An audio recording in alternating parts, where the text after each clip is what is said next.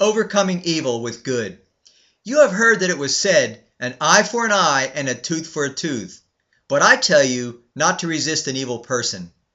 But whoever slaps you on your right cheek, turn the other to him also. If anyone wants to sue you and take away your tunic, let him have your cloak also.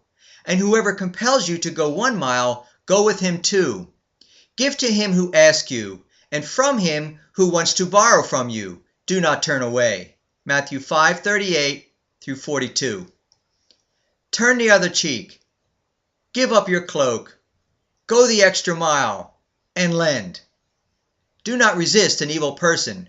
Wow! Impossible! Nothing is impossible with God. Luke 1:37. But Jesus looked at them and said to them, with men this is impossible, but with God all things are possible.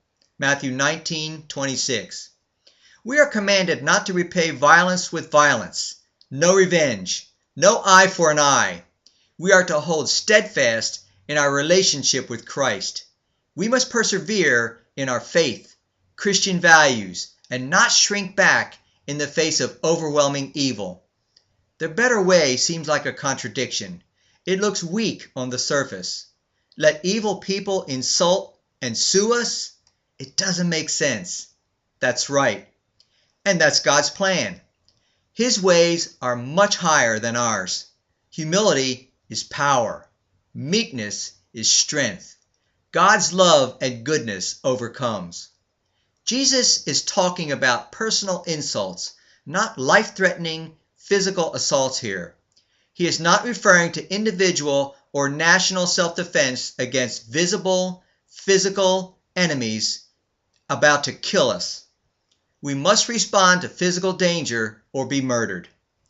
God is not against nations and individuals defending themselves against annihilation.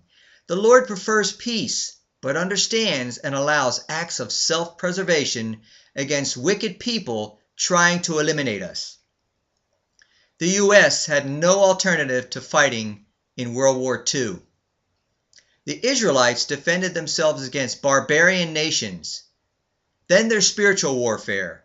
We fight against principalities in high places, not flesh and blood, many times. The devil and his demonic forces come against us. We are to put on the full armor of God and press the attack. We go on the offensive and defend against these evil entities. We hate what is evil, especially the devil, but not people. We hate the evil behind them. Jesus raises the standard here for dealing with insults, vile words against us, like slaps, not death blows, to our face. We are not supposed to resist these people. God will settle all things. The time for his reckoning and vengeance will come. We live in a fallen, corrupted world, the last days. Put on your whole armor of God. Ephesians 6:11. Pray spiritual warfare prayers. Step out, trust God, and let him do his part. Don't fight back when you are insulted. Evil people expect a fight. When you do good to them in return, it forces them to reevaluate the situation. Your lack of resistance boggles and shatters their paradigm. Jesus had the power to blow his adversaries apart. He did good instead. He loved. His power was revealed in his submission to the Father, leading to the cross for higher purposes. Which purpose do you serve today? Self or Christ? World or Christ? Turn from self to him. Resist the evil. Don't resist him.